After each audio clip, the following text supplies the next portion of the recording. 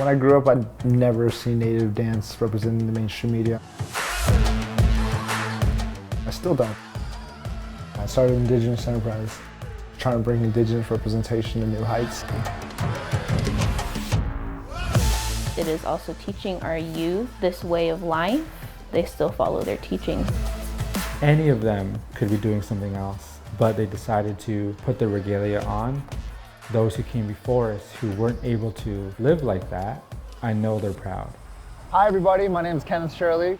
We're here in Phoenix, Arizona with Indigenous Enterprise for If Cities Could Dance. We hope you guys enjoy the show.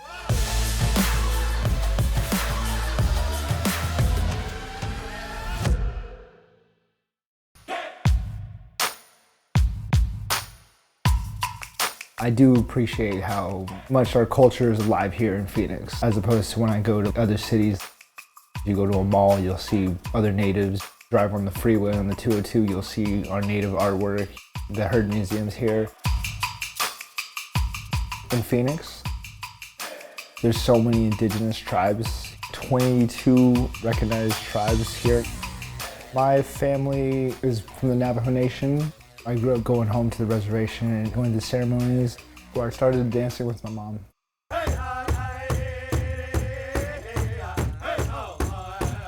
When he was about 2 years old, I remember taking Kenneth to a powwow. He'd heard the beat of this drum, and I felt like the spirit of this drum really touched his heart. And he wanted to dance, and he wanted to dance, and he wanted to dance.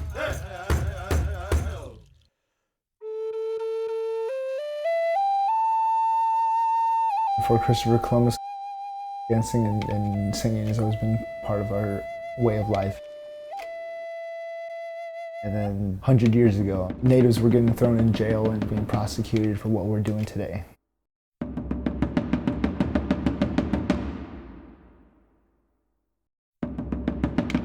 For practicing our culture.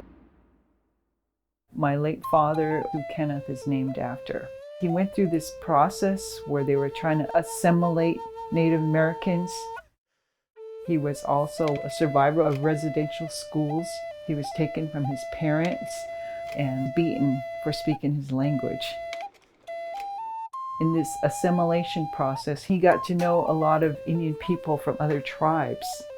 And he introduced me to intertribal gatherings, and I used to dance. Dancing just brings like a bliss. It just feels like very uplifting and really bringing that good blessing to myself and people that are watching. And so it's a healing dance for myself. In order to carry on that tradition, you have to get initiated. They bring you around the powwow circle and give you that right to dance and put on those feathers. What I enjoy most about a powwow is it's all nations coming together just to be together as a people, to exchange songs and to dance with one another and to learn from elders like my instructor, Kevin.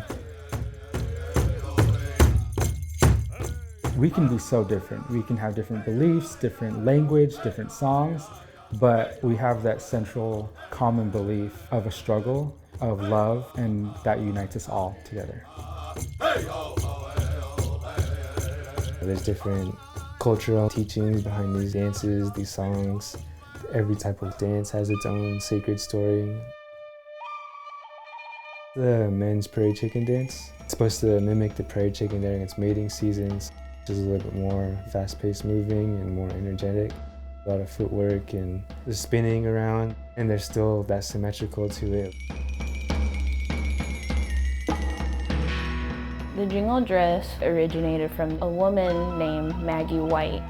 Her father was sick, and she had a dream that she was wearing this dress that it healed her father from being sick. I do the men's fancy war dance. It's supposed to be like representative of a horse. So when you're seeing like my style of dancing, it's kind of more upbeat and high energy. My footwork is supposed to be keeping up with that beat. What makes the hoop dance stand out is all of the images that are made with the hoops themselves. You also have to spin while you're dancing in place.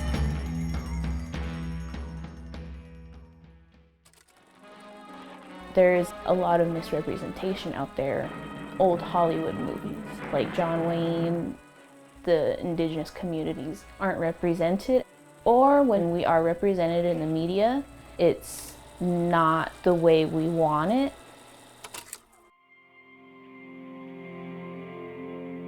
Our mission as Indigenous Enterprise is to make an impact for the youth, to show that Native culture should be celebrated, that there are role models to look up to and to strive to be whatever you want to be. I want Indigenous Enterprise to be huge. We did the presidential inauguration, NBA Finals, we did Sydney Opera House, we did the World of Dance. We're going there representing all Native Americans. If we do a good job, it's going to open doors for other Native people to be like, hey, these guys killed it, we should give other Natives a chance.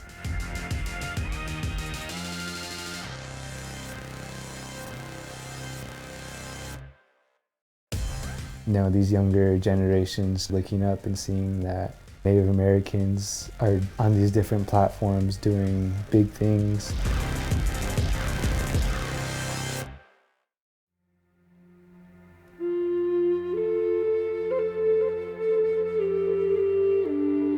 I'm so amazed and I'm so proud of my son. Nijona, beautiful in our Navajo language. Kenneth is living this prayer. Our Indian people, once upon a time, they prayed for you.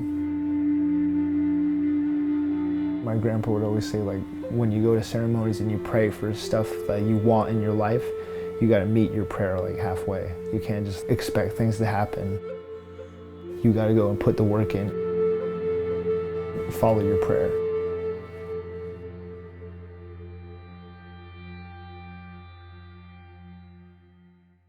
Thank you once again for joining us in Phoenix, Arizona for If Cities Could Dance. Don't forget to like and subscribe and comment down below where you think we should go next.